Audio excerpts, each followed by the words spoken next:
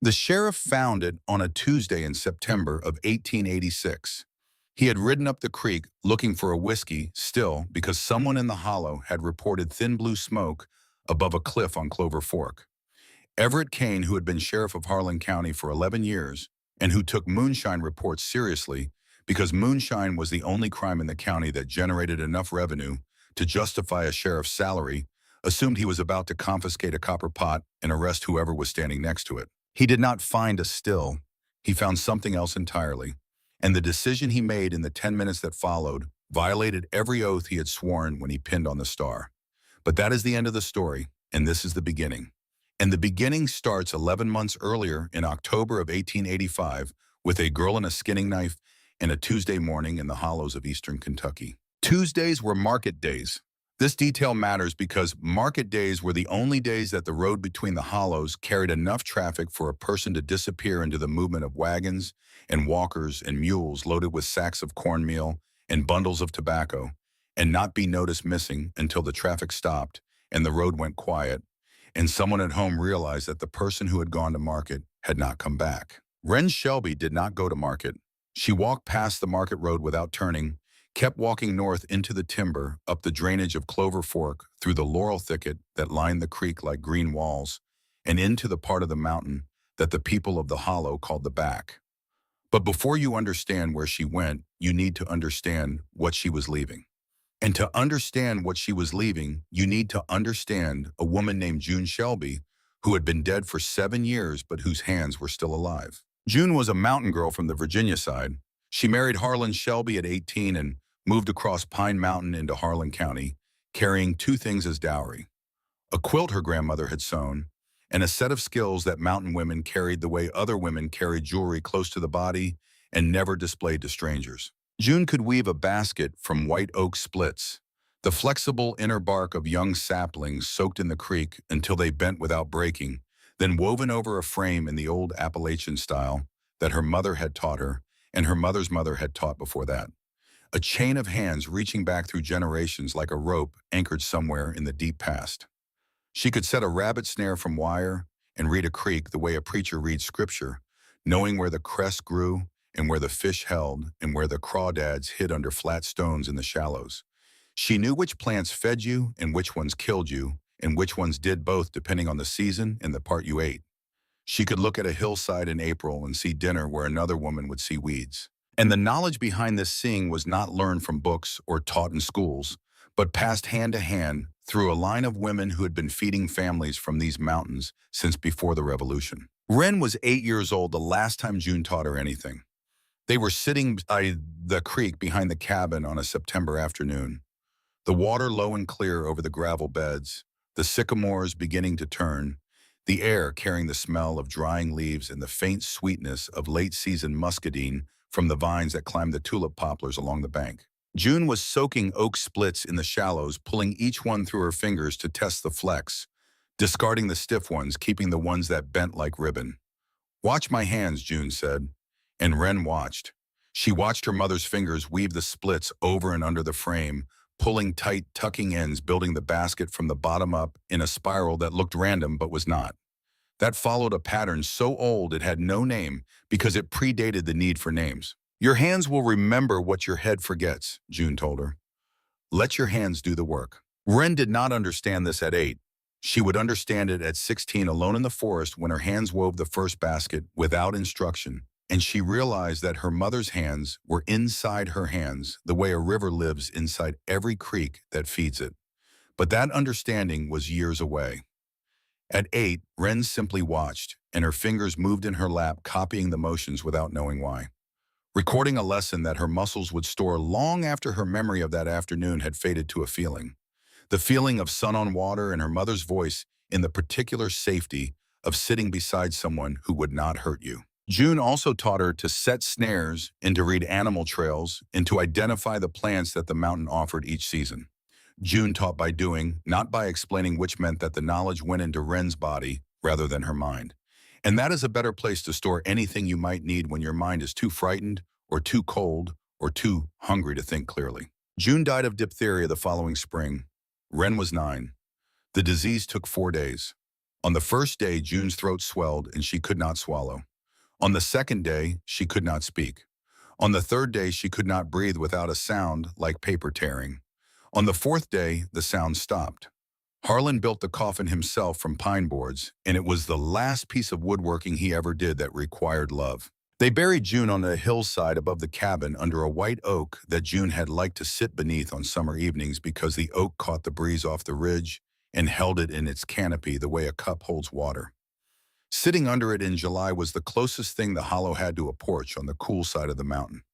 Harlan carved her name into a sandstone slab with his chisel, the letters neat and deep, the one piece of lettering in his career that he did not rush. Wren stood at the grave and held Boone's hand, which was the last time she voluntarily touched her brother. Boone did not remember. Wren did not forget. At the edge of the small gathering, a girl of 7 stood holding a fistful of wildflowers she had picked herself. No one had told Clary Huss to bring flowers. She had seen the grave being dug that morning from her kitchen window and had walked the ridge trail pulling up goldenrod and aster because it seemed like the right thing to do. Wren saw Clary across the grave but did not go to her. Clary was the only child in the hollow who ever looked at Wren without needing Wren to do something first. That detail mattered then. It would matter more later. After June, the cabin changed the way a body changes after the heart stops. The structure remained, but the thing that had made it function was gone. June had been the warmth and the order and the voice that called them to supper and the hands that mended what was torn and the presence that made 4 walls and a roof into something more than lumber. Without her, the cabin became what it had always been underneath, a box made of wood in a hollow in Kentucky, occupied by a man who was losing his reasons to stand up in the morning, and a boy who was learning that anger was easier than grief, and a girl who was 9 years old and who would spend the next 7 years trying to replace a woman who could not be replaced. Before June, Harlan Shelby was not the man he became after her.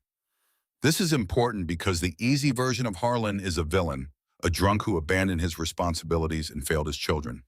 And while that version is accurate, it is also incomplete. And incomplete stories about fathers are dangerous because they allow sons and daughters to believe that the failure was always there waiting inevitable, which is a comfortable lie that prevents the harder truth. That Harlan chose to fail one day at a time, and that each day he could have chosen differently. Before the diphtheria, Harlan was a carpenter, not a gifted one.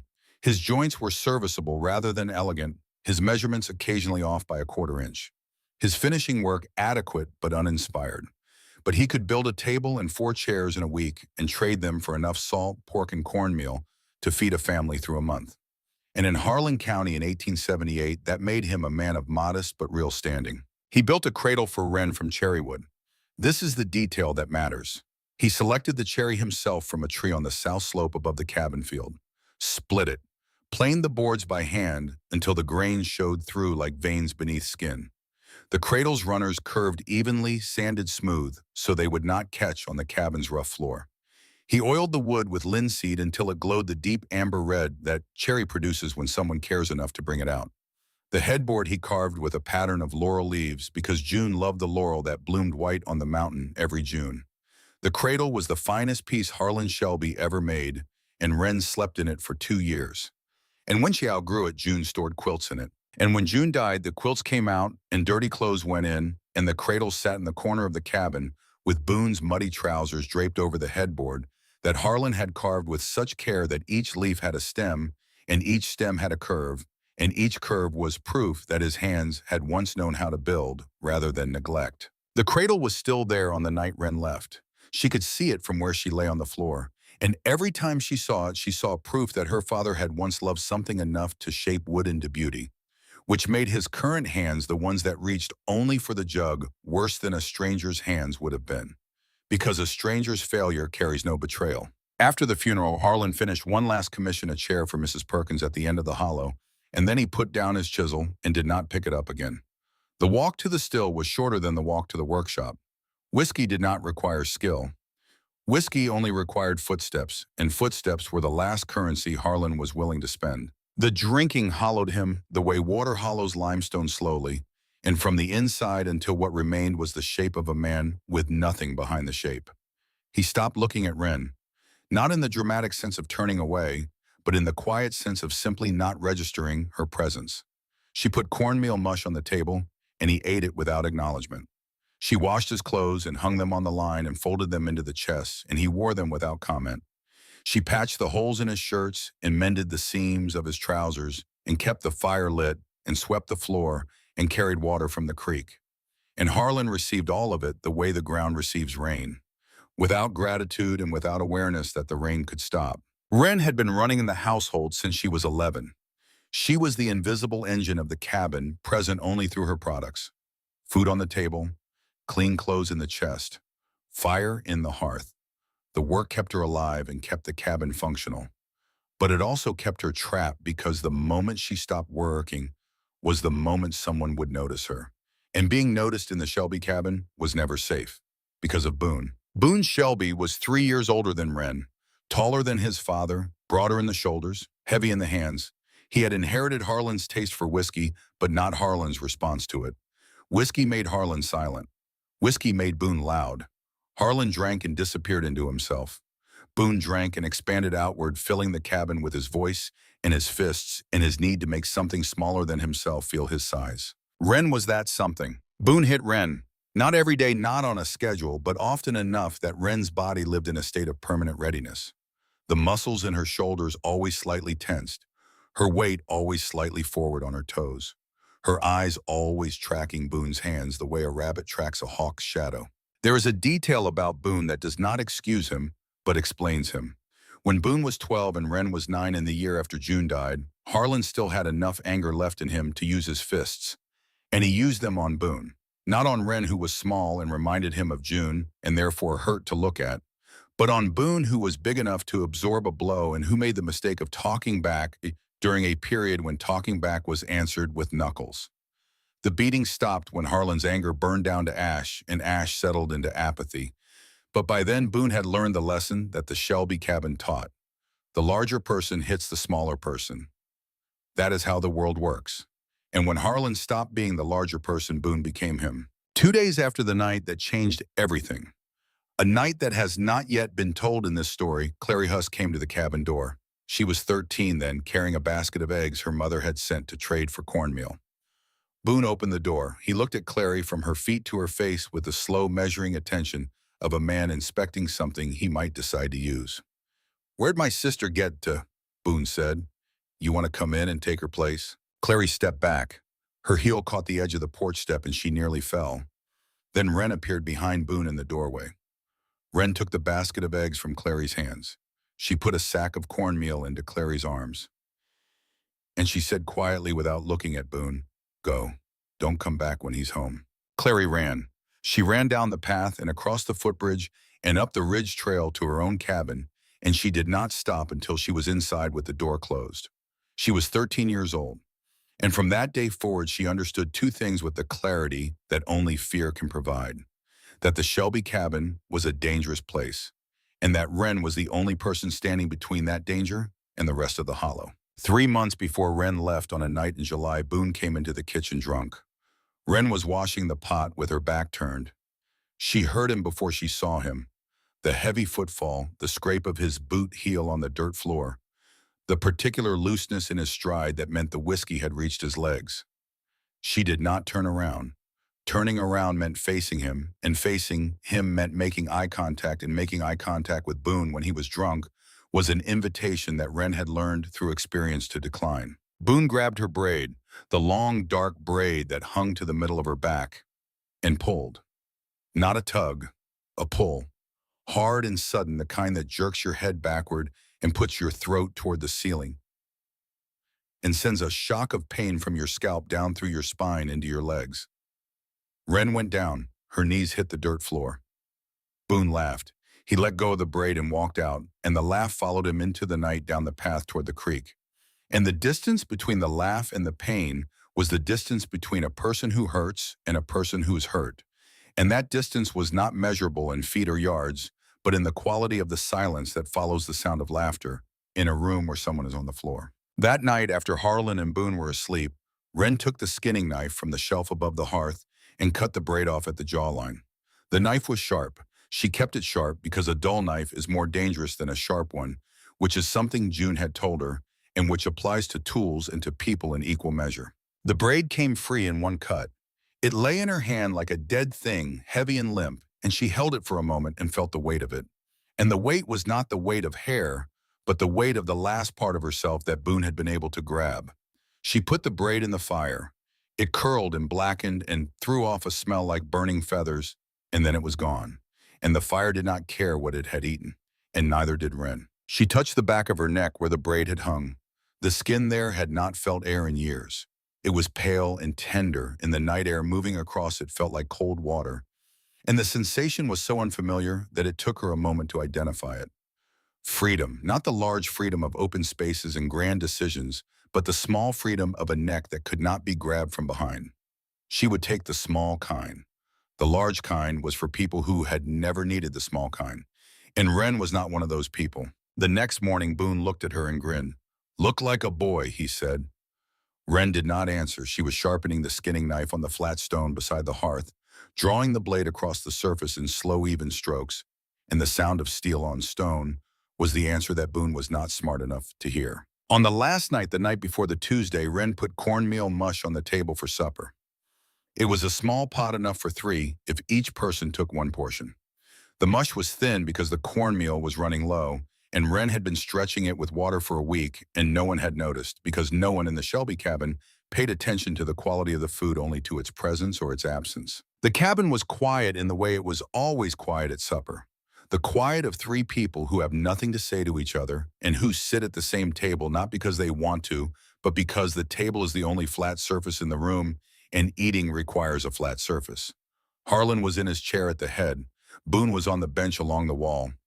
Wren was standing by the hearth because there were only two seats, and the two seats had been claimed by the two people who claimed things. And Wren was not a person who claimed things.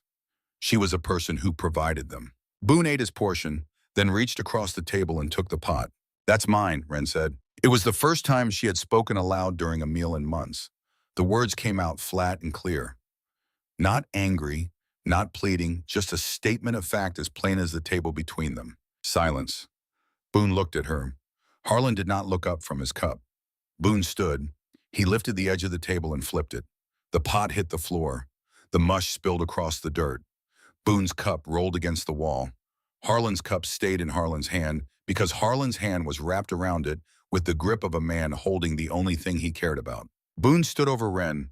His right hand was closed. He did not swing. He just stood there, fists clenched, looking down, letting her know that he could. That the distance between his fist and her face was a distance he controlled, and he was choosing in this moment not to close it. But the choice was his, always his. Harlan did not look up. Wren picked up the pot. She wiped the dirt off with her sleeve. She set it back on the cold hearth. She did not cry to him. That is the detail that matters most. She did not cry because Wren had passed through the crying stage years ago. Crying requires the belief that someone will hear. Wren no longer believed. That night, she lay on the floor, which was her sleeping place, because the bed was Harlan's and the pallet was Boone's and the floor was what remained. She looked through the cracks between the roof boards at the stars. She packed the canvas sack, skinning knife, coil of snare wire, flint and steel, tin pot, wool blanket, pouch of dried corn. She did not pack shoes. She owned shoes, Boone's old brogans, 3 sizes too large. Walking 15 miles uphill in shoes that did not fit was worse than walking barefoot, which she had been doing since April and which had given her feet a layer of callus thick enough that the creek stones and laurel roots did not bother her. Before she stood, she crawled to the corner of the cabin where the cherry cradle sat. She reached into the dim and ran her fingers along the headboard, along the laurel leaves Harlan had carved, when his hands still knew how to make something for someone he loved. The wood was smooth under her fingertips. Smooth from the linseed oil that Harlan had rubbed in 7 years ago. Smooth from June's hands lifting quilts in and out. The wood remembered every hand that had touched it, even if the man who made it had forgotten why he made it. Wren pulled her hand back. She did not take the cradle. She did not take anything that belonged to June, except the hands at the ends of her own arms, which carried everything June had taught her, stored in muscle and bone, and the memory of an afternoon by a creek, when the sycamores were turning and the water was clear, and the only voice in the world was saying, "Watch my hands." She stood. She looked at Harlan asleep in the chair with the cup still in his hand. She looked at Boone asleep on the pallet with his boots on because Boone never took his boots off, and the pallet smelled of leather and sweat and whiskey. She looked at the cold hearth and the leaking roof and the cherry cradle in the corner. Then she looked at the door. The door was not locked because no one in the Shelby cabin had ever imagined that Wren would walk through it. She was the one who stayed. She was the floor and the farm and food. She was the thing that kept the cabin running. And things that keep cabins running do not leave. A hearth does not stand up and walk out of a house. That is what Harlan and Boone believed without knowing they believed it. Wren opened the door. She stepped through it. She closed it behind her without a sound, the way water stops being in a bucket when the bucket has a hole. No announcement, no violence, just an absence where a presence used to be. Tuesday morning, market day. The road full of wagons and walkers and noise. Wren walked past the market road and did not turn.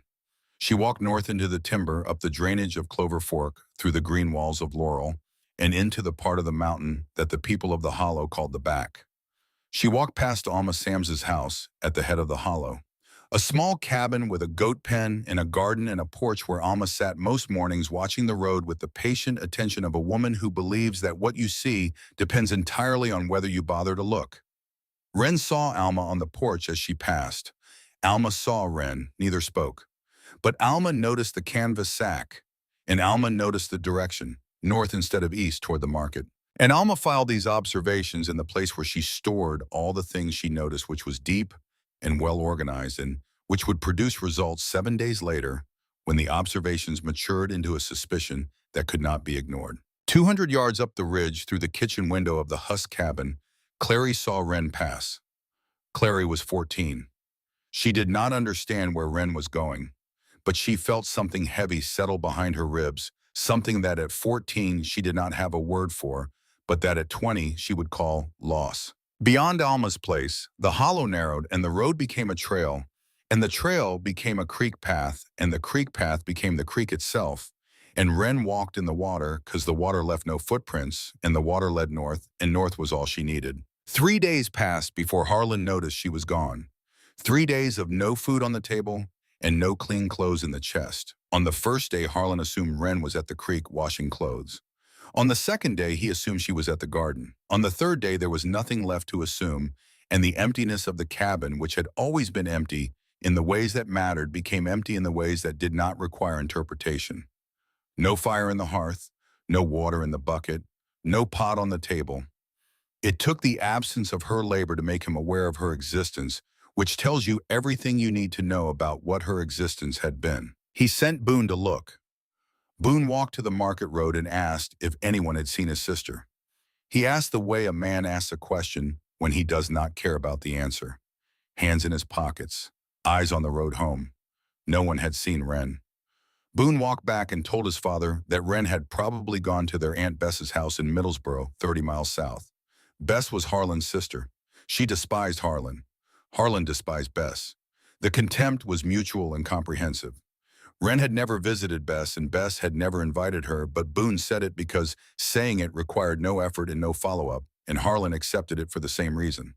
The explanation was a lid placed over a hole that neither man wanted to look into, and it held because neither man pushed on it. A week later, Alma Sams came to the cabin. Alma was 63, a widow who lived alone at the head of the hollow and kept goats and kept her eyes open. The kind of woman that every small community has. The one who sees everything not because she is nosy, but because she pays attention, which in a place like Harlan County is a form of conscience that the community depends on and resents in equal measure. She stood in the doorway of the Shelby cabin and looked at Harlan, who was sitting in his chair with his cup, which was the only posture Alma had seen him in for 3 years. "Where's the girl, Harlan?" "Middlesboro, Bess's place. I sent word to Bess last week. Bess says she has never seen the girl." Silence. Not the silence of a worried man, the silence of a man caught in a lie and too tired to construct another one. "Are you going to look for her?" Alma asked. "She knows the way home." Alma looked at Harlan. It was a long look, the kind that women of 63 in Appalachia reserve for men who have failed at every role that life assigned them. Father, husband, provider, protector. Harlan had failed at all four, and the proof of his failure was not in the cabin but absent from it. somewhere on the mountain or beyond it, barefoot and carrying a skinning knife. Alma turned and walked out. She did not go to the sheriff. She thought about it.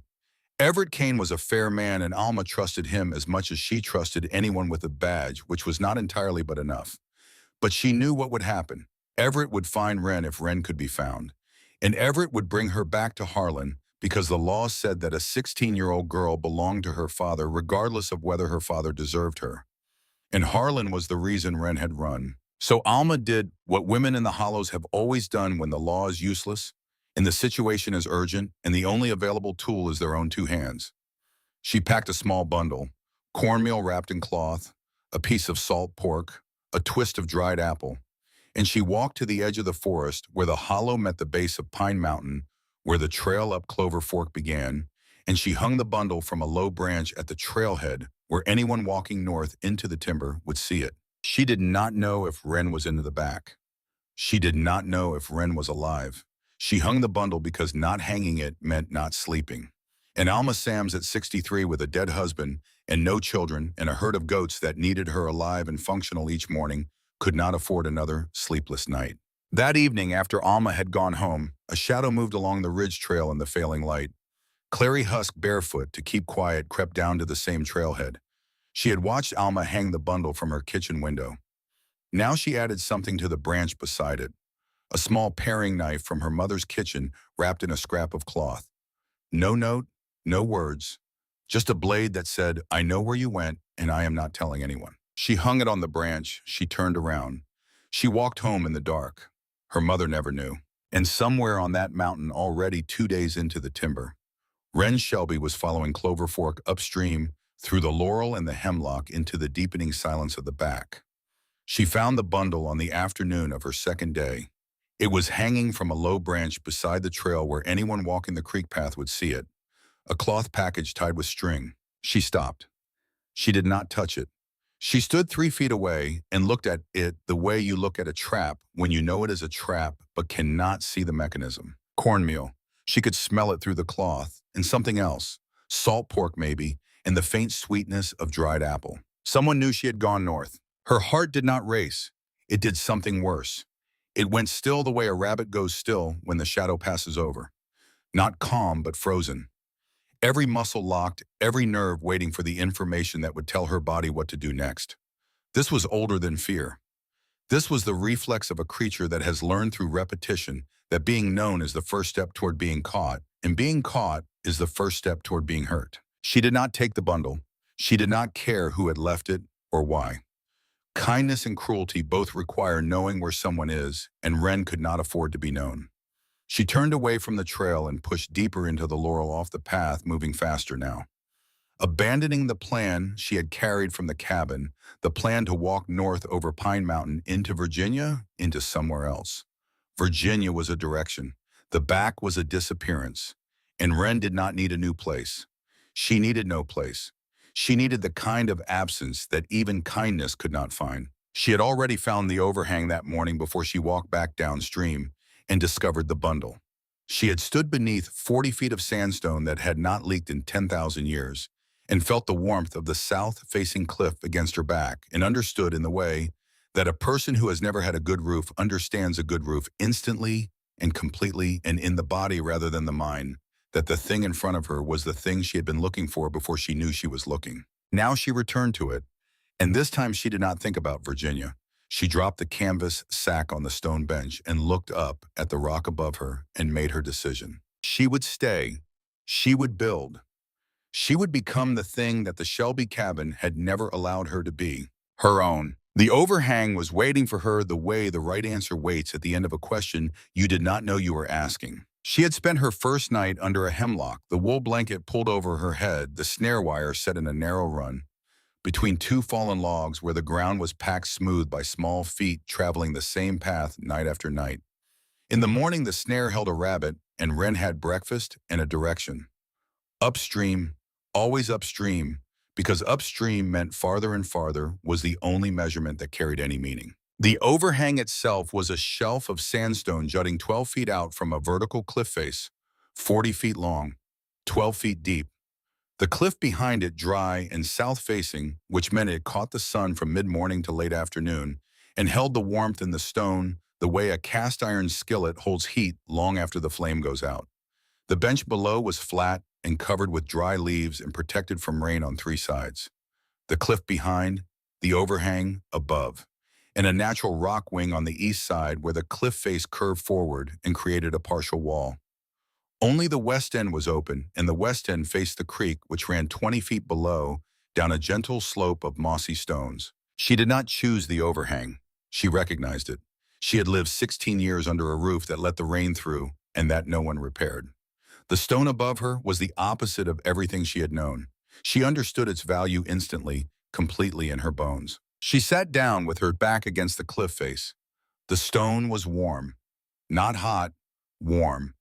The kind of warmth that soaks through fabric and into muscle and tells your body that the surface behind you has been absorbing sun all day and is now returning it steadily, patiently. She had never leaned against a warm wall. She sat there and did not move for a long time. Then she built the west wall first. Sandstone slabs, flat pieces weathered from the cliff face and scattered across the bench and the slope below it. She carried them one at a time, choosing the flattest and most uniform, stacking them dry without mortar, fitting the irregular edges together by trial and rotation, and the patience that comes from having nowhere else to be. The wall rose 4 feet across the open western end of the overhang. It leaned slightly inward at the top, which made it self-bracing and resistant to the wind that came up the creek drainage every afternoon.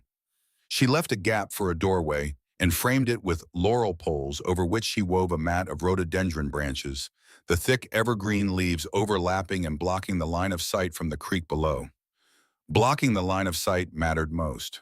The floor she swept clean and covered with hemlock boughs, the flat, fragrant branches layered 6 inches deep, soft enough to sleep on, insulating enough to keep the cold of the stone bench from reaching her body at night.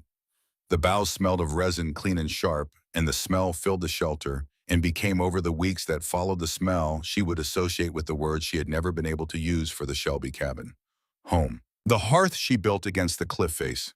Flat stones stacked into a fireback that angled slightly forward, directing heat into the shelter rather than straight up. The cliff face itself became part of the heating system. Sandstone is thermal mass. It absorbs heat from fire and sun, stores it in hundreds of tons of mineral density, stretching back into the mountain, and releases it through the night slowly and steadily, so that the back wall of the shelter stayed warm to the touch even when the air outside dropped below freezing. The daily fire heated the stone. The stone held the heat. The smoke rose along the cliff face and dispersed above the overhang, invisible during the day, a thin blue thread at dusk and dawn. This is how the shelter worked, and this is the last time it needs to be explained. From here forward, the shelter simply was. The wall was not finished when the storm came. Third week of October, 19 days in the back. The west wall stood 3 feet tall, 1 foot short of its final height, and the gap at the top was wide enough to admit the wind that arrived at dusk, with the smell of rain and the particular drop in air pressure that animals feel before humans do. The drop that sends deer into the laurel and birds into the hemlock and rabbits into their holes and tells every living thing on the mountain that the sky is about to open. The storm hit at full dark.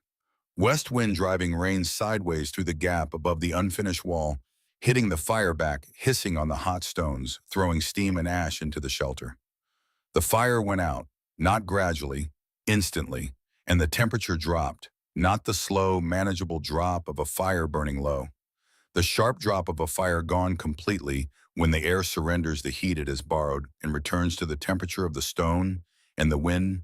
In the October night, which on Pine Mountain at 3,000 feet was in the upper 30s and falling, Wren's blanket was soaked. Wet wool conducts heat away from the body. Instead of holding it, and Wren in her thin dress with no shoes and no fire began to shiver. Not the mild shiver of discomfort. The deep, involuntary shiver that begins in the core and radiates outward through the limbs, the body's last mechanical defense against the cold.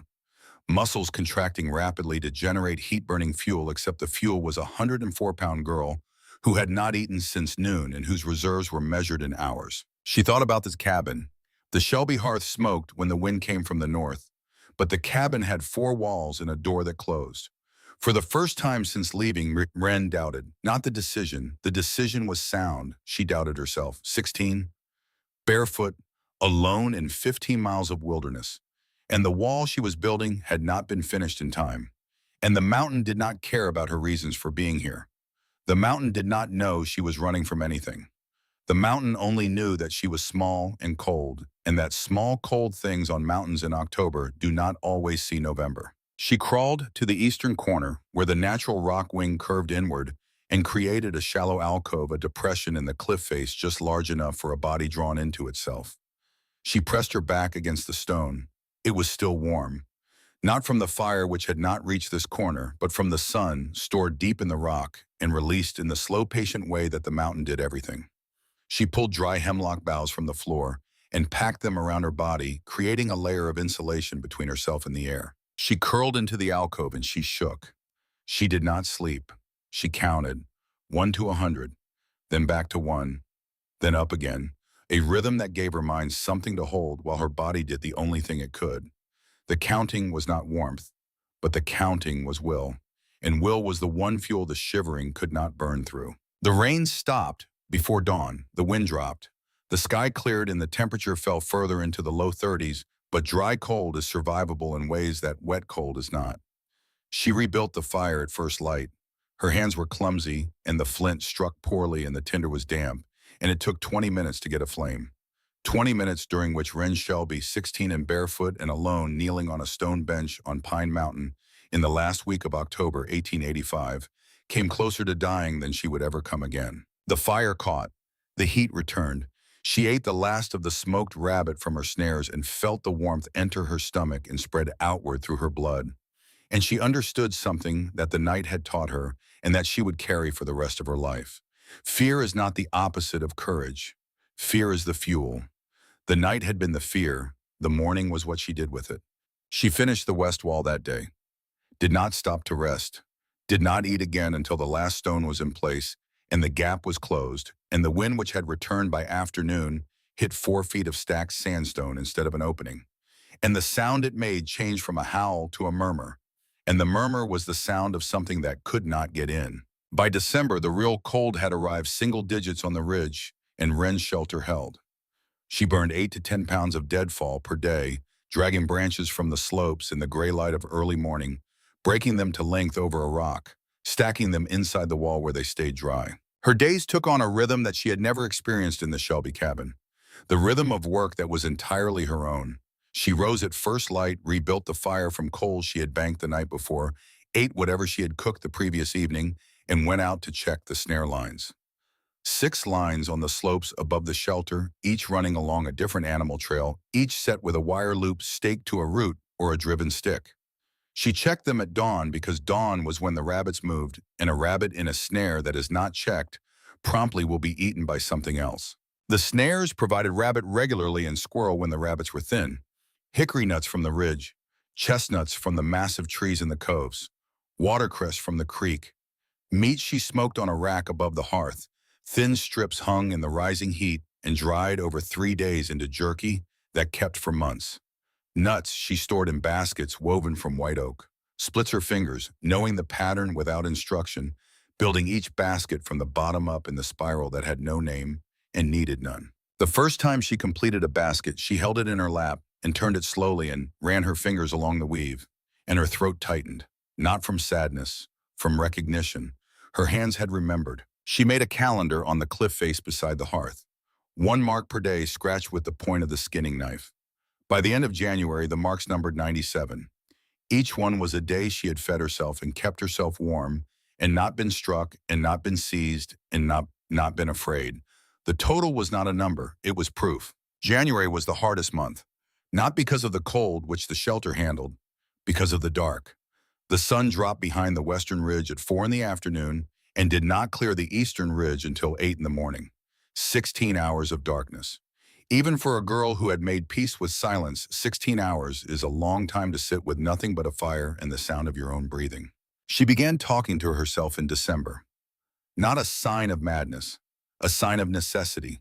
The human voice is a tool that degrades without use, and Wren intended to keep hers functional. She narrated what she was doing. She described the fire. She named the sounds outside the shelter.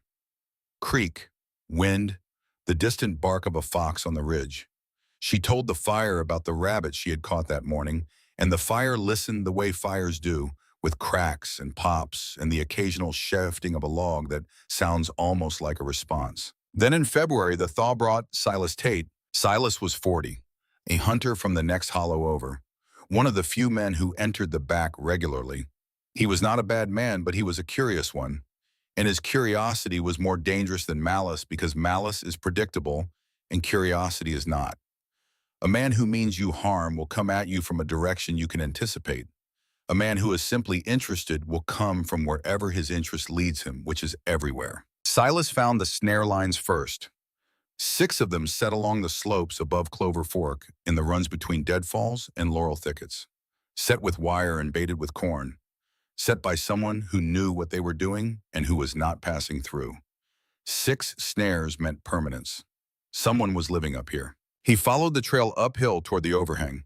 The trail was faint, barely a suggestion in the leaf litter, but Silas had been reading trails for 30 years, and a faint trail told him more than a clear one.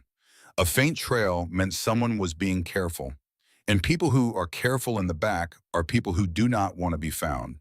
The light was failing. Silas turned around and went home. The next morning, Wren checked her 3rd snare line and found the boot print, pressed into the damp earth beside the snare. A large print, heavy heel. The tread pattern of a man's leather boot, size 10 or 11, recent, the edges still sharp, the moisture in the impression not yet evaporated. She crouched beside it, and her body responded before her mind could name what it felt. Heart rate up, weight shifting to the balls of her feet, breath shallow, not fear exactly, something older, the recognition that a predator had crossed her territory and that the territory she had spent 98 days building was no longer invisible. She moved the snare lines that day, all 6, repositioned them farther from the shelter, set along animal trails that led away from the overhang rather than toward it. She swept her footprints from the trail with a hemlock bough. She stopped burning the fire during the day, lighting it only at dusk when the smoke was harder to see, letting it die before dawn, when the morning air would disperse what remained. The restrictions cost her. No daytime fire meant no daytime cooking, which meant cold food in the morning and the loss of heat during the hours when the shelter cooled fastest. But cold food and a cold morning were better than being found. Certain cold versus possible discovery. The arithmetic was simple. 3 weeks later, Silas came back. Deeper this time. Up the creek past the bluff following a deer trail that crossed the bench below the overhang. He found the root cellar. Wren had dug it in February, a pit 4 feet deep and 3 feet square lined with flat stones covered with a cap of laurel poles and bark and packed earth. Silas lifted the cap. Inside, dried jerky in neat bundles, hickory nuts in a woven basket, the last of the corn in a leather pouch, food stores for a long stay. Organized, careful, sufficient. This was not a hunter's cache. This was a pantry. Wren was on the slope above checking a relocated snare when she heard the sound of the cap being moved. She looked down through the trees and saw him. A man, medium height, brown beard, rifle on his shoulder, standing over her open root cellar, looking into it with the expression of a man who has found something he does not entirely understand. Something ignited in her chest, not fear. She was finished with fear as a response to men standing over the things that belonged to her. What she felt was territorial. A hot, clean anger that she had never felt in the Shelby cabin because nothing in the Shelby cabin had been hers. The food in that cellar was hers. She had trapped it and smoked it and stored it. The cellar was hers. She had dug it with her hands and lined it with stones she carried from the creek. This man was touching what she had built, and the feeling that produced was not the feeling of a girl being threatened.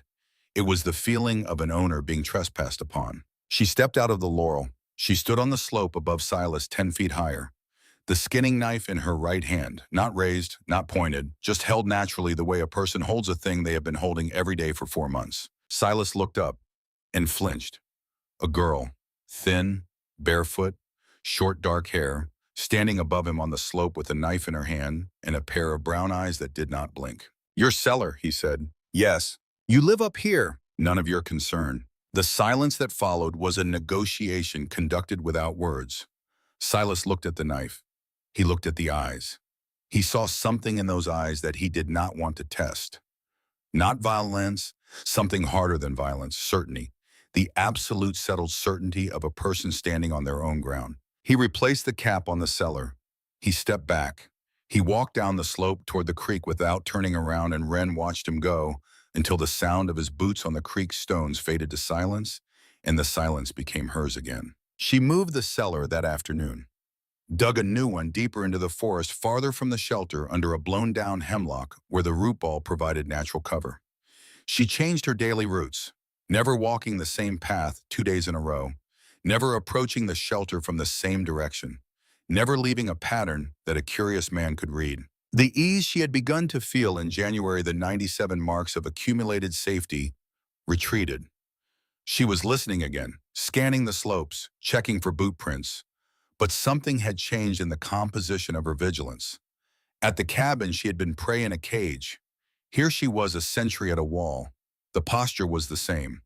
The meaning was entirely different. Spring arrived slowly. March warmed the south-facing cliff. The moss greened, the creek rose. The rhododendron buds swelled to the point of splitting. Then the thaw brought something worse than Silas Tate. It brought Boone. 5 months after Wren left, the Shelby cabin had surrendered to its own contents. Dishes crusted on the table, ash spilling from the hearth onto the floor, the water bucket dry, the woodpile empty except for scraps that would not last an evening. Boone did not miss his sister. Boone missed what his sister did. The distinction is important. One is love, the other is entitlement. And entitlement, unlike love, generates action because entitlement believes it has been robbed, and robbery demands recovery. Boone heard the story third hand from a man at the general store. Someone living in the back.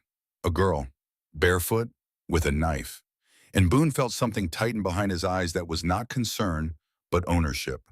The same feeling a man has when he discovers that a tool he discarded has been picked up by someone else and is being used without his permission. Boone told Harlan he was going up the mountain to bring Wren back. Harlan looked at his cup and said nothing, which was the same as permission, which was the same as everything Harlan had said and done for 6 years. Nothing. But Boone said it at the tavern too. Loud enough to carry, and what carries at the tavern carries to the store, and what carries to the store carries to the porches, and what reaches the porches reaches the ears of anyone who happens to be listening.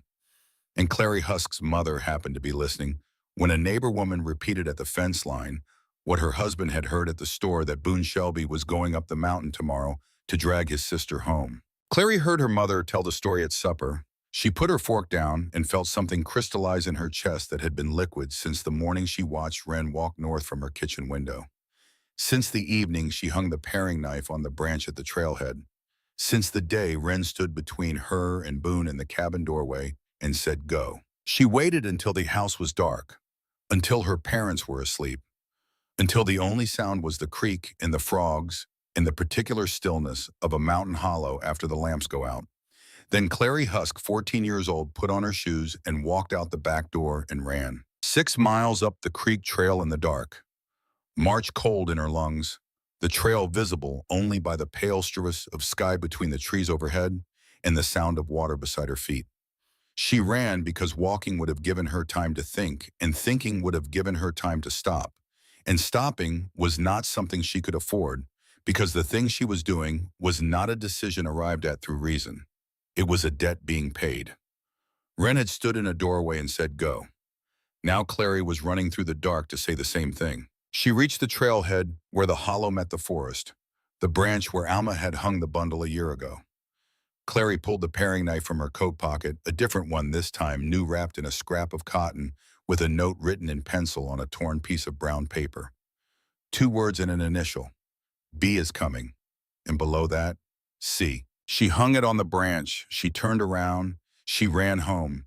She was in bed before the first rooster crowed. Her mother never knew. Her feet were bruised for a week, and she told her mother she had stepped on a root. The lie was small. The truth was 6 miles long and dark and cold, and the most important thing Clary Husk would ever do in her life, though she would not understand that for years. Wren found the bundle the next morning on her walk to check the lower snare lines. She recognized the handwriting. Clary, the only child in the hollow who had ever looked at her without wanting something.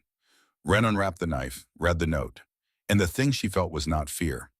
5 months on the mountain had burned the fear out of her and replaced it with something leaner and more useful. Readiness. the cold mechanical alertness of an animal that has heard a branch snap and is already calculating wind direction and escape routes in the distance to the nearest cover. Boone came up the creek the following afternoon. She heard him long before she saw him. The sound of boots in water carries in the back, the way a shout carries in a cathedral, amplified by the stone walls of the ravine, bounced between the cliff faces, arriving at the listener scrubbed of nuance, but heavy with direction. Boone was coming from the south, moving fast, making noise.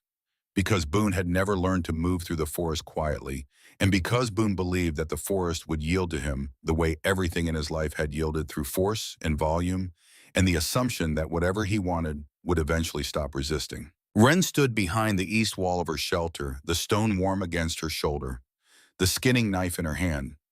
She waited. She listened to his boots on the creek stones and his voice bouncing off the rock. "Wren, come home, Daddy says come home." The words rang through the trees and she heard them. And the hearing was strange because the words sounded like they belonged to a different life, a life she had left on the other side of a door she had closed without a sound 5 months ago. The words had no weight here.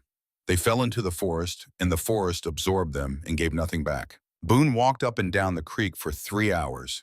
He cursed. He kicked stones. He broke branches. He called her name until his voice cracked, and then he called it some more. He did not find the shelter.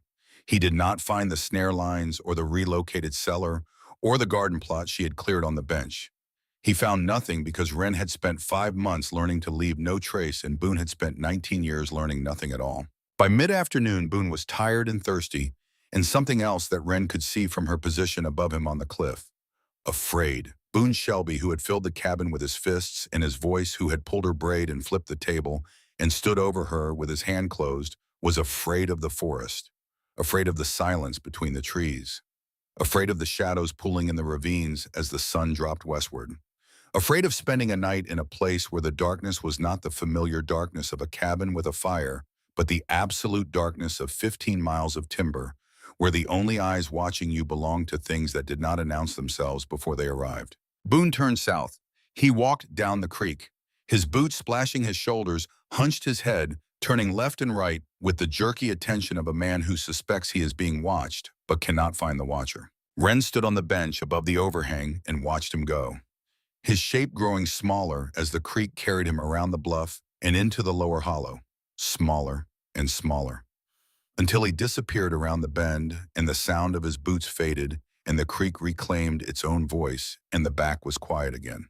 And Wren understood something that changed the architecture of her fear forever. Boone was small. He had always been small. In the cabin he had seemed large because the cabin was smaller than he was, and everything inside it was arranged to make him feel like the biggest thing in the room. The table he could flip, the walls that amplified his voice, the girl who was lighter than he was and shorter than he was and who could not leave because leaving meant the forest, and the forest was supposed to be more frightening than staying. But the forest was not more frightening than staying. The forest was 15 miles of stone and water and wood that did not care about the size of anyone's fists. And in the forest, Boone was the smallest thing on the mountainside. She was not afraid of Boone anymore, not because she was stronger, because she had built something he did not know how to break. She planted the garden in late March, a patch cleared of stones on the bench beside the shelter, enriched with ash from the hearth and leaf mold from the forest floor. She dug the soil with a flat stone and her hands turning it 6 inches deep, mixing the amendments into the clay until the texture changed from dense to crumbly. She planted corn from the seeds she had carried from the Shelby cabin, the last thing she had taken from that place. She planted ramps dug from the north-facing slopes, the wild leeks that tasted of garlic and onion, and the particular sharpness of a plant that has survived a mountain winter and has nothing to apologize for. Late squash from seeds she found in a dried gourd on a hunter's trail. Seeds that might or might not be viable, but that cost nothing to try. And Wren had learned in the back that the things that cost nothing to try are always worth trying, because failure here was just information, and information was always useful. The garden grew, and the satisfaction of watching something she had planted come up green out of ground she had prepared was a satisfaction she had not known existed. It belonged to her entirely. No one could take it because no one knew it was there. By summer, she had a chicken, a single half-wild hen caught in a box trap baited with corn on a trail 3 miles south. She penned it behind the shelter in a cage of woven laurel, and it gave her an egg every second day in an audience for the voice she had been maintaining through the winter. The hen did not enjoy the conversation, but it tolerated the arrangement because the corn was consistent. By September, a full year since she had walked away from the hollow, the shelter was no longer a shelter. It was a home, a place where she slept and ate and kept her things and felt when she returned to it from the creek or the garden, or the snare lines on the ridge, the particular settling of the body that means I am where I belong. The marks on the cliff face beside the hearth now numbered over 300, each one cut with the same knife. Each one a day she had fed herself and sheltered herself and answered to no one. Meanwhile, in the hollow, a conversation was taking place that would bring the only visitor Wren had not anticipated. Silas Tate had gone back to the hollow after his second trip into the back and done what Silas Tate always did with interesting information. He shared it, not maliciously, not with intent. He shared it the way a man shares a story over whiskey because the story is unusual and the whiskey is flowing and the audience is listening. Someone was living in the back, a child maybe, a girl, barefoot, with a knife. The story traveled from the tavern to the store to the church steps to the front porch of every house in the hollow, and it reached two people who heard it very differently. The first was Alma Sams, who felt when she heard it a cold weight in her stomach that arrives when a suspicion you have been carrying for months is confirmed by a stranger's words. The second was preacher Amos Ward. Ward was 55, Baptist minister, a man who believed that social order was an expression of God's will and that a 16-year-old girl living alone in the forest was evidence that the order had collapsed. Ward was not a cruel man. He believed sincerely that a girl alone on a mountain was a tragedy requiring rescue. What Ward did not understand and what Ward would never understand was that the thing Wren needed rescuing from was the cabin, not the forest. Ward went to the Shelby cabin. He told Harlan that his daughter's situation was a disgrace. Harlan looked at Ward the way a man looks through a window that has not been cleaned in years, present but unfocused, seeing shapes but no detail. Ward turned to Boone. A decent man's daughter living in the woods like a wild animal. You are her brother. You have an obligation. Boone's jaw tightened, not from concern, from the particular irritation of a man being told he owes something by someone who has no authority to collect. Ward left the cabin, but he did not leave the subject. He began mentioning the Shelby girl in his Sunday sermons. Not by name, but everyone knew. There is a child lost in the wilderness, and we, the community, the family, the church, we have let her be lost. The congregation listened. Some nodded, some looked at their hands. Alma Sams sat on her porch and heard Ward's voice through the open church window and knew what was coming. Ward would push the sheriff, and when Ward pushed, Judge Elias Combs would listen because Combs listened to Ward, because Ward controlled votes and births were the currency that judges spent to remain judges. Alma walked to the sheriff's office. Everett Kane was at his desk, which was a plank table in the front room of his own house, because the county could not afford a separate building for law enforcement, and Everett could not afford to care. Someone is living in the back, Everett. I believe it is Wren Shelby. Everett was quiet. He knew Harlan. He knew Boone. He knew the cabin and what happened inside it the way a sheriff knows things in a small county. Not from reports, but from the weight of silences. From the way a girl flinches when her brother raises his hand to wave at a neighbor. From the way a father does not attend church or market or any gathering where someone might ask how his children are doing. If you bring that girl back, Alma said, who are you bringing her back to? Everett did not answer. Alma did not expect him to. She had not come for an answer. She had come to plant a question. And the question, once planted, would do its own growing. She left. Everett sat at his plank desk and looked at the wall and thought about the question Alma Sams had left in his office, the way a person leaves a stone in your shoe. Small enough to carry, sharp enough that you cannot forget it is there. A week later, someone reported thin blue smoke above a cliff on Clover Fork. And Everett Kane saddled his bay horse and told his deputy Nash Dyer that they were going to find a still, because that is what you tell a deputy when you do not yet know what you are going to do about the thing you are actually going to find. They rode north on a Tuesday in September.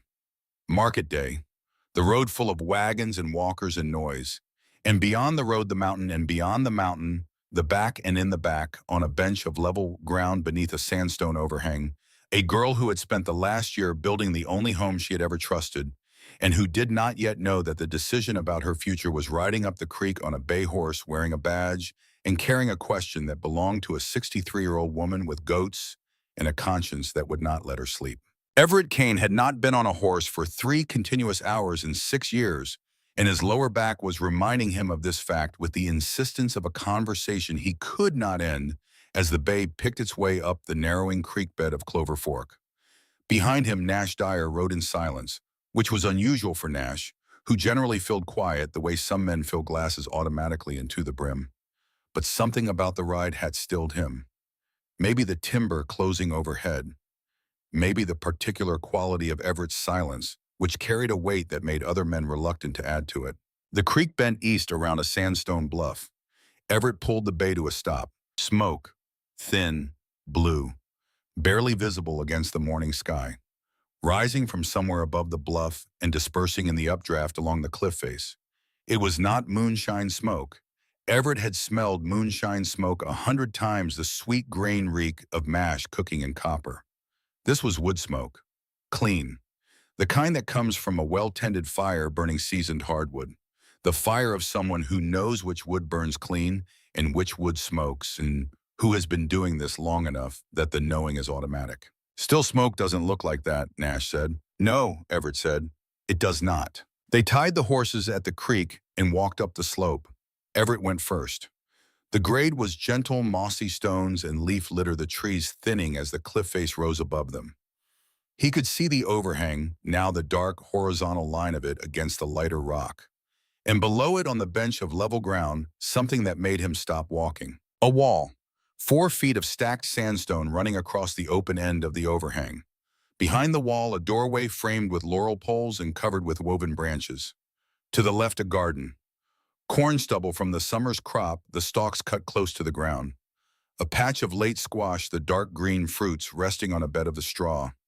And beyond the garden, visible through the gap beside the wall, the interior. A hearth against the cliff face with smoke rising from banked coals. A rack above the hearth hung with strips of dried meat. Baskets stacked along the back wall. A floor of green hemlock boughs that, even from 30 feet away, looked clean and deliberate and maintained. On the bench in front of the wall, between the garden and the slope down to the creek, a girl was sitting on a flat stone. She was weaving a basket. A hen was pecking at the ground beside her, making the small, satisfied sounds that chickens make when the corn is regular and the day is warm, and no one has recently tried to kill them. The girl was looking directly at Everett. She had seen him before he saw her. Of course she had. She had watched him tie his horse and start up the slope and stop when he saw the wall. She did not stand. She did not run. She sat on her flat stone and continued weaving, her fingers moving through the splits with a rhythm that did not change. Everett stepped onto the bench and stood in front of the shelter and looked at it, and looked at her, and removed his hat because the situation required something, and removing his hat was the only gesture available to a man who did not yet have words for what he was seeing. A sheriff removes his hat at funerals and in courtrooms and in the presence of grief. Everett removed his hat in the presence of something he had no name for, something between admiration and sorrow. The feeling you get when you see evidence of a strength that should never have been necessary. I was looking for a still, Everett said. There is no still, the girl said. I can see that. She was 17. Maybe. Her face was narrow and brown from the sun, and her hair was dark and cut short to her jaw.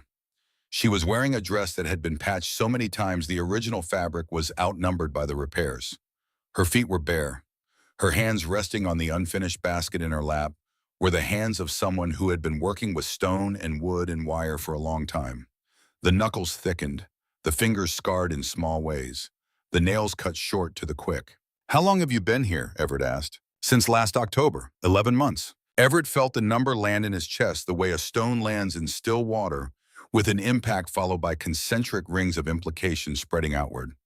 A 16-year-old girl had been living alone on this bench for 11 months, fed herself, housed herself, survived a winter that had killed 2 grown men in Harlan County, one from exposure on the Middlesboro Road, and one from a fall on an icy slope above the river.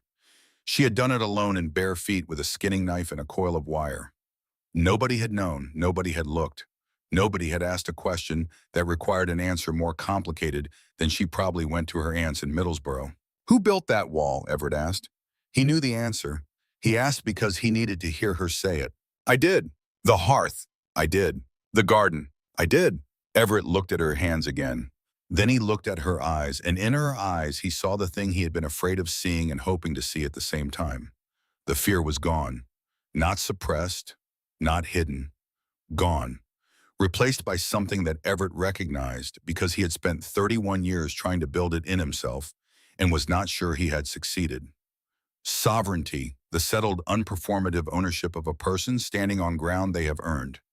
Not the loud ownership of men who stamp their names on deeds and nail signs to fences. The quiet kind, the kind that does not need to announce itself because it is visible in the way a person sits, in the way a person holds a tool, in the way a person looks at you without moving when you arrive uninvited on their land. The last time he had seen Wren Shelby's eyes 2 years ago at the market, Boone had been gripping her arm and pulling her through the crowd, and her eyes had held the look that Everett knew from his own childhood. The look that says, I know who in this room is the most dangerous, and I am calculating the distance to the door. Wren's eyes did not hold that look anymore. The calculation was finished. She had reached the door. She had gone through it. She had built her own room on the other side.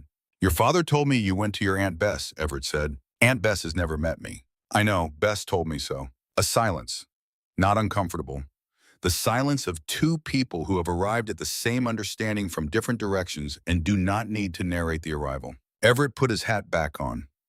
He looked at the shelter one more time, at the stonework and the woven door and the smoke rack and the garden and the single hen and the girl with the short dark hair who had built all of it with a skinning knife and a set of hands that had learned to weave baskets from a mother who died when those hands were 9 years old. Do you want to come back? Everett asked. No, Wren said. The word was not defiant.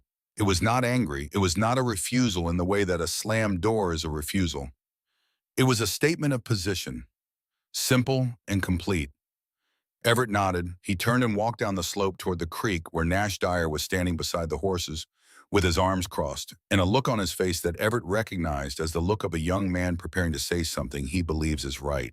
You know you have to bring her back, Nash said. Do I? She is a minor living outside custodial supervision.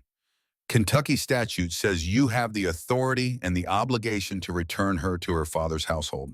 Did you see the shelter? I saw it. Could you build it? Nash was quiet. Neither could I, Everett said.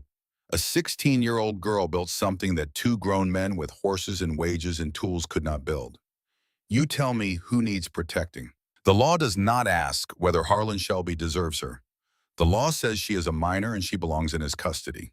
The law also says I have discretion in the execution of my duties. Discretion has limits. Yes, and so does the law. And the place where the law's limits and my discretion's limits meet is exactly where we are standing right now.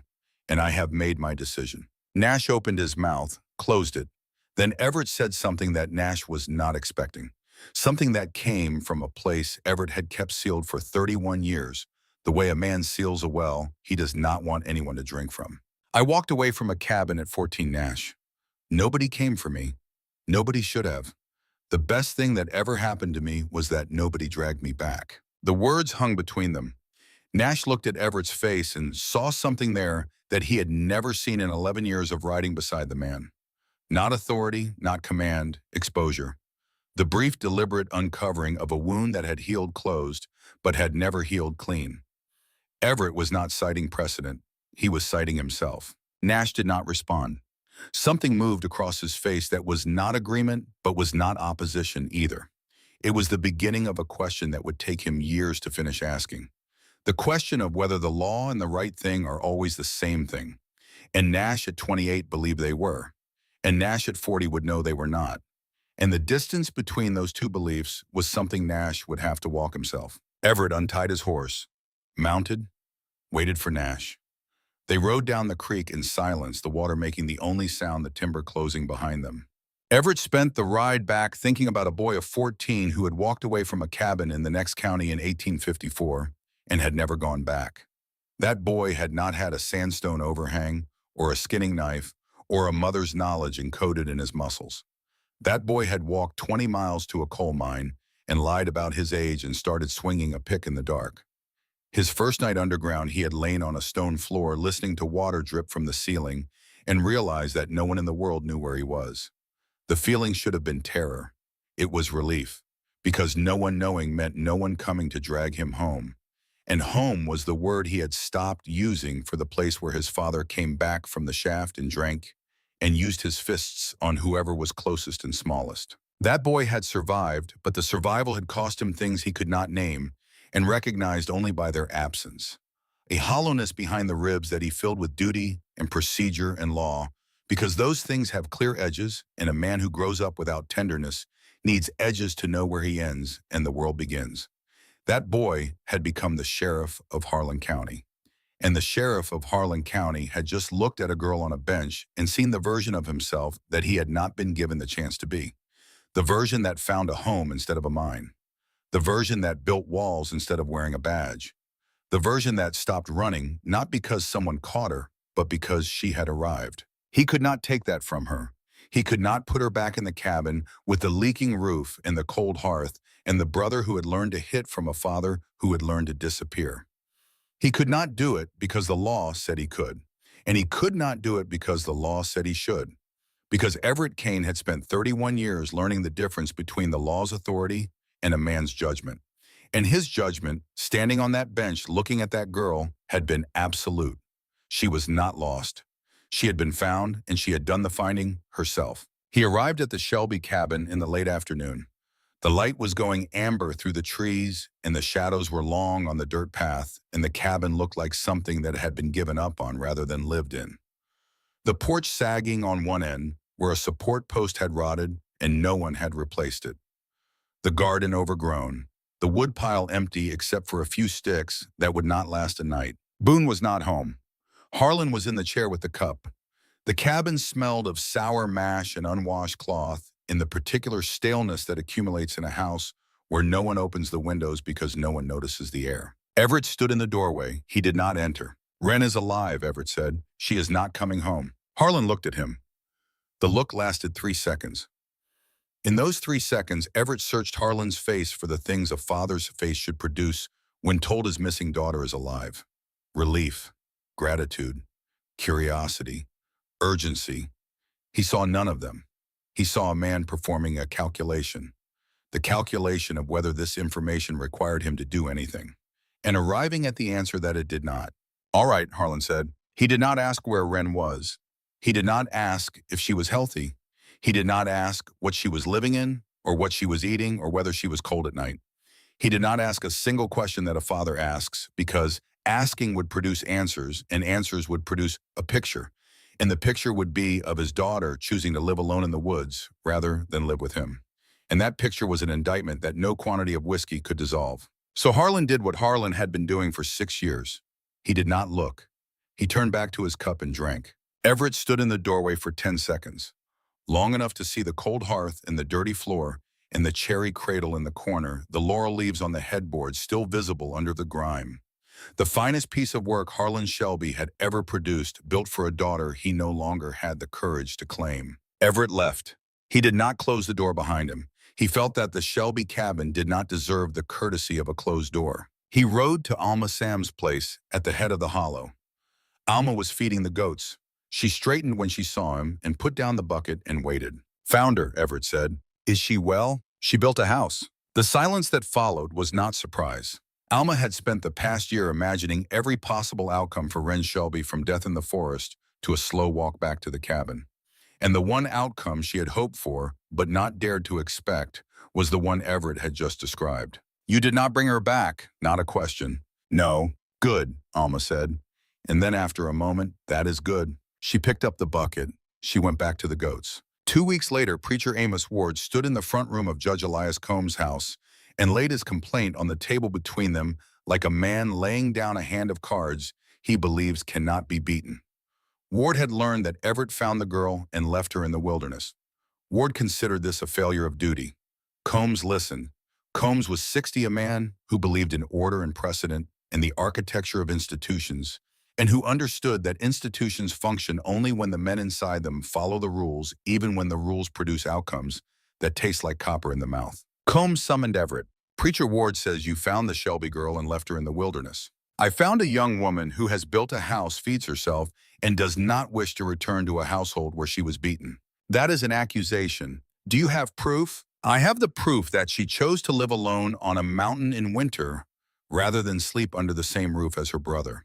That is all the proof I need. It is not all the proof the law needs. Bring her in, or I will find a sheriff who will. Combs gave Everett 30 days. 30 days to produce Wren Shelby or surrender the badge. The law was clear. A minor belonged to her father. The sheriff's job was to enforce the law. The sheriff's feelings about the law were not the law's concern. Everett did not bring Wren in. Instead, he did something that neither Ward nor Combs had anticipated. He requested that Combs summon Harlan Shelby.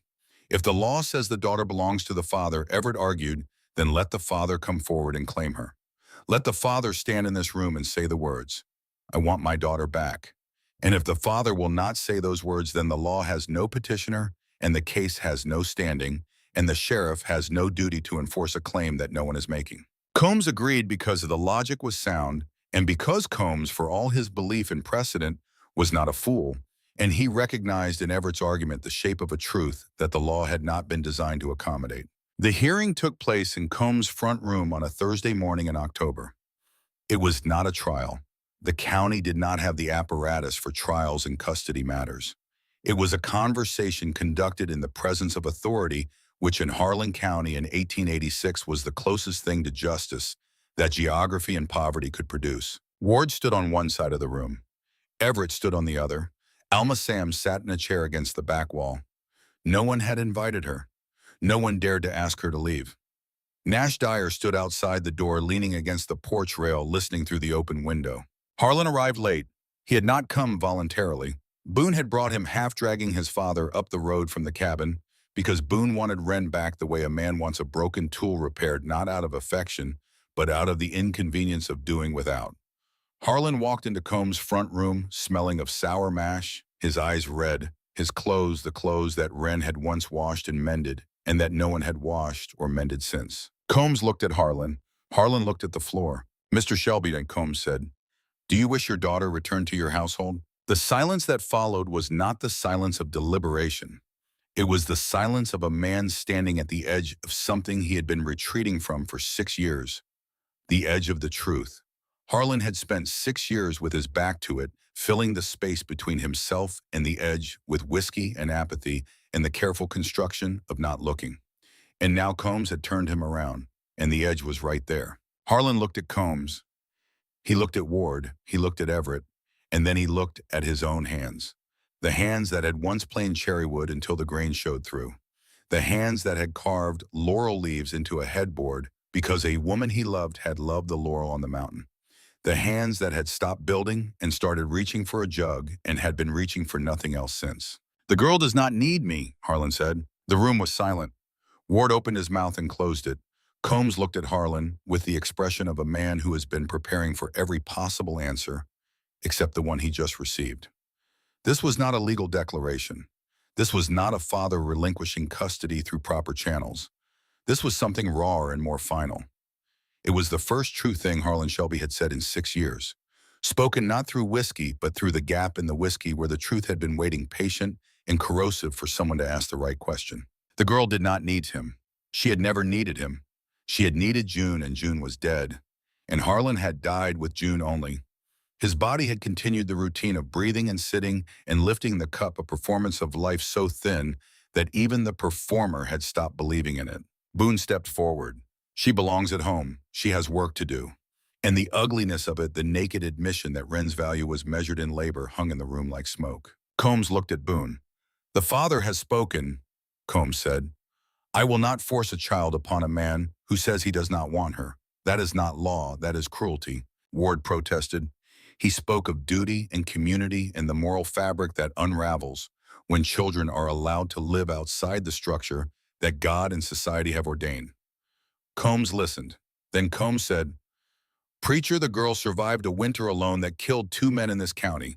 If that is not God's will, I do not know what is. Ward had no answer for that, not because the argument was theological, but because it was practical, and Ward had spent his career in the space between theology and practicality, and had never noticed that the space was wider than he thought. Alma stood. She walked toward the door. She passed Harlan. She stopped. For 1 second, she looked at him, and the look was not contempt, which is what she had carried for him for years. It was something closer to mourning. The mourning you feel not for a person who has died, but for the person they could have been, the person who carved laurel leaves into cherry wood and oiled it until it glowed, the person who was standing somewhere inside this ruined man, the way a foundation stands inside a collapsed house, still level, still solid, still waiting for someone to build on it again. But no one would, and Alma knew it, and the knowing was the mourning. She walked out. She went home. She fed the goats. Wren lived in the back for 6 more years. Everett brought her a proper plank door on his second visit, along with a sack of cornmeal and a set of iron hooks for the smoke rack. The door was pine rough, cut unfinished. Wren hung it on leather hinges she made from a deer hide, and it swung shut with a sound that was different from every other sound in the back. The sound of a door closing because the person inside chose to close it. Everett came twice a year after that, spring and autumn. He brought small things: cornmeal, salt, a new coil of wire when the old one broke. He never brought anything Wren did not need, and he never stayed longer than an hour. The visits had the quality of a neighbor checking on a neighbor, which is what they were, except that the distance between their homes was 15 miles of roadless forest, and the neighbor was a girl who had walked away from everything Everett had spent his career trying to protect people from, and who had succeeded better than his protection ever had. They did not talk much. Everett was not a talker, and Wren had spent years in conversation primarily with a chicken. But the silences between them were comfortable in the way that silences are comfortable between people who share an understanding that does not require language. The understanding that some people build walls not to keep the world out, but to keep themselves intact. And that the decision to leave a life that is hurting you is not a failure of loyalty, but an act of construction. The first and most important act of building the life that comes after. Every October, a small wooden box appeared at the trailhead where Clover Fork left the hollow and entered the timber. Inside, 2 pounds of salt, coarse gray crystals packed tight. No name, no note. Wren found it on her walks to check the lower snare lines and carried it back to the shelter and used it through the winter and never knew who left it. Nash Dyer never told anyone. He never told Everett. He certainly never told Wren. The box was his resolution to the question he had not been able to answer on the creek bank that September day. Nash still believed in the law. He still believed that Everett had been wrong to leave a miner in the woods. But he also believed that a person who lives alone on a mountain for a year and survives deserves salt. And the contradiction between those two beliefs was a space that Nash filled with 2 pounds of gray crystals every October for 6 years. And that was his answer. And it was enough. Silas Tate never entered the back again. He told the story of the girl on the mountain for a few months, and then other stories replaced it. But every time he had told it, he saw those eyes on the slope above him and felt the particular discomfort of a man who has opened a door that was not his to open. Eventually, the story became something he carried privately. A reminder that the world contains people whose claim to a place is so complete that even standing near them uninvited feels like trespass. In the 4th winter, when Wren was 20, the second hen died. A fox had come in the night through a gap in the laurel cage that Wren had failed to close. One night, one gap, and the hen was gone. Feathers on the ground outside the pen, a small trail of blood leading into the dark timber. The loss was not large by any practical measure. One hen, one egg every second day. But the silence that the hen left behind was larger than the hen had been. The coop was empty. The morning had no sound in it except the creek and the wind. And that evening, lying on the hemlock boughs with the fire burning low, Wren allowed a question to enter that she had kept outside the walls for 4 years. If I die here, who will know? Not the fear of dying. She had made her peace with the mountain's indifference long ago. This was different. This was the fear of vanishing, of the marks on the wall being marks on a wall that no one would read, of the baskets in the cellar and the garden returning to forest over the course of a few seasons, the stone wall settling and splitting, the hemlock boughs rotting to mulch, the overhang resuming its 10,000-year emptiness, as if she had never been there. She lay with the question all night. She did not answer it. She did not try. She let it sit beside her on the hemlock boughs and felt its weight and tested whether she could carry it. And in the morning she got up and set a new snare for the fox, and within a week she had caught it, and within a month she had trapped a new hen, and within a season the coop had sound in it again, and the question had not gone away, but had lain down beside her and become part of the silence. The way the creek was part of the silence, the way the wind was part of the silence. Present, unanswered, survivable. Clary Husk married at 20 and moved to Middlesbrough. Before she left the hollow, she walked up the creek trail to the place where the forest began. She stood at the trailhead for a long time looking north into the timber, where the laurel thickened and the light changed and the hollow gave way to the back. She did not go in. She did not try to find Wren. She simply stood and looked and held in her chest the knowledge that somewhere up there past the bluff and the creek bend and the hemlock and the stone, a girl she had known was living a life that no one in the hollow could see. And Clary carried that knowledge the way she carried the memory of running 6 miles in the dark at 14. Not as a story she told, but as a fact about herself that she kept in the place where facts about yourself live when they are too important to share and too large to forget. Alma Sams died in the spring of 1891. She was 68. She went in her sleep, which is the way people in the hollows describe any death that does not involve violence or visible suffering, and which may or may not be accurate, but which is always the version the living prefer. Everett brought the news up the mountain on a spring visit. Wren was 22. She was sitting on the bench repairing a snare, and she listened to Everett's words without expression. The stillness that people once mistook for shyness, but that Everett knew was the deep internal processing of a mind that never reacted before it understood. Was she in pain, Wren asked. No, in her sleep. Wren nodded. She did not cry. But something moved behind her eyes that Everett could see even though he could not name it. A quieter kind of loss. Not the shattering loss of sudden death, which Wren had experienced at 9, and which had broken her world in half. This was the loss of a person she had never thanked, whose bundle of cornmeal she had not taken, whose kindness she had refused because at 16 she could not tell the difference between a hand offering help and a hand reaching to grab. And Alma had understood the refusal and had not been offended by it, had gone on feeding goats and watching the tree line and keeping her conscience clean in the only way available to a woman with no power and no authority and no tool except a cloth bundle hung from a branch. That evening after Everett had gone, Wren knelt beside the hearth and scratched a mark on the cliff face. Not a day mark. The day marks ran in rows across the center of the wall, hundreds of them now, a calendar of survival that had grown so long it had wrapped around the corner of the hearth and started a second column. This mark was different. It was a letter, a single capital N, small, placed in the lower corner of the wall where the firelight barely reached, where no one except the person who slept beside the hearth would ever see it. N for the woman who had asked the question that saved Wren's life. Not by answering it, but by planting it in the mind of a man with a horse and a badge, and a memory of being 14 and afraid. N for the bundle that Wren had not taken, but that Alma had hung anyway. Because some acts of love are not diminished by being refused. N for the goats that Alma fed every morning for the rest of her life. Because the goats needed her, and being needed is a form of being loved. And Alma Sams had understood that quietly, without announcement, and without expecting anyone to notice. Wren ran her finger over the letter. The sandstone was rough under her fingertip. Then she banked the fire and lay down on the hemlock boughs and slept. And in the morning she checked the snare lines and fed the chicken and weeded the garden and added a day mark to the calendar and did not look at the N again.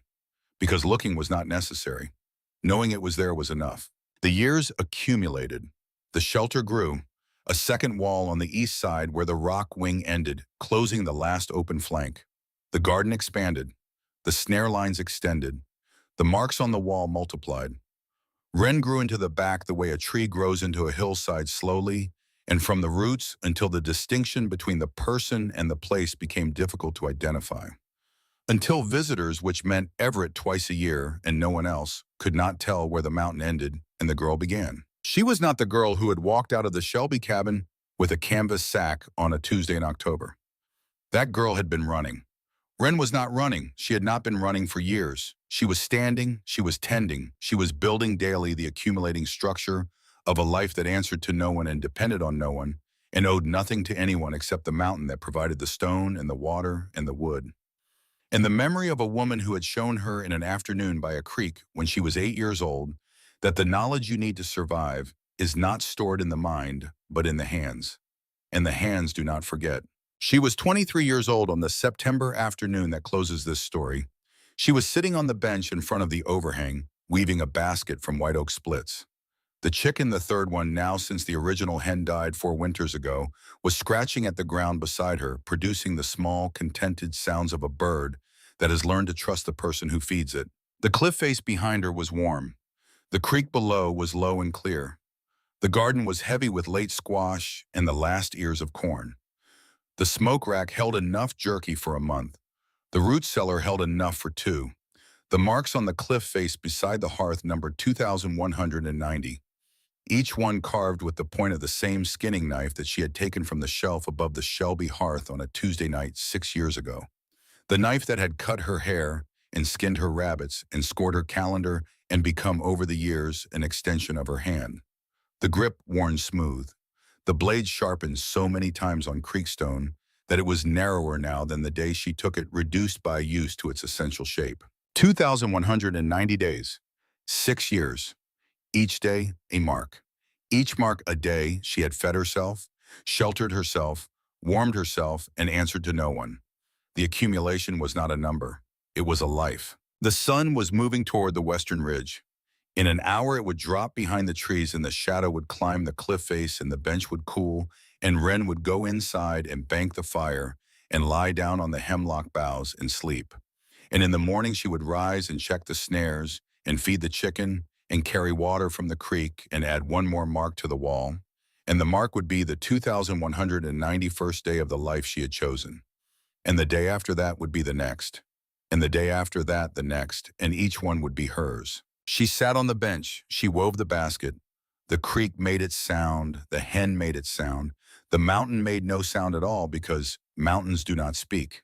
They only hold. And the thing this mountain held was a girl who had walked into it at 16 with nothing and who sat on its bench at 23 with everything she needed, which was not much by the standards of the world below, but was more than enough by the standards of the person who had earned it. She was not listening for anything, not because there was nothing to hear. The creek was there, the wind was there, the birds were there, the late-season warblers moving south through the canopy in loose flocks calling to each other in the high, thin voices that meant autumn was arriving, and the light was changing, and the year was turning toward its end. She heard all of it, but she was not listening for it. She was not listening for anything. For the first time in her life, and for every day of her life since the night she walked through the door of the Shelby cabin and closed it behind her without a sound, Wren Shelby was not listening for the thing that meant she needed to move. There was no such thing.